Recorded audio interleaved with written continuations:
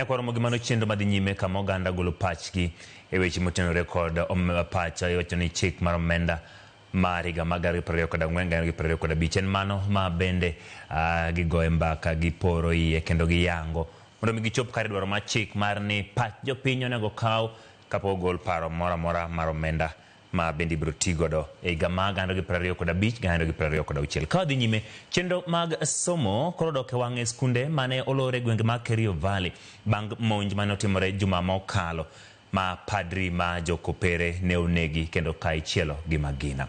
Kalure kod County Commissioner Elgeyo Marakwet John Korir, chik mane ogol gi tendo obila matero apisas mag obila e skunde kod kuonde thieth e gwenge oseketi e tim. Kolero ni skunde adek kende ma pod olor e gwenge Matot, Marakwet East. Gichiwo singo ne jopiny e gwenge ma Kerio Valley ni apisas mamoko mag obila oseor kendo arita oseridi. Gwenge ma Kerio Valley nigi skunde sekondar maromo 16 gi mag primar maromo 56.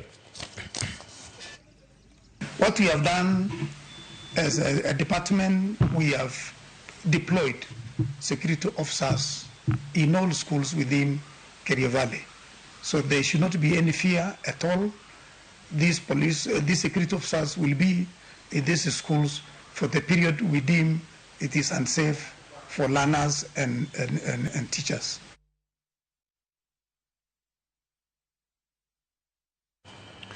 Kauke gwengo eni jakoma put mar some duol mar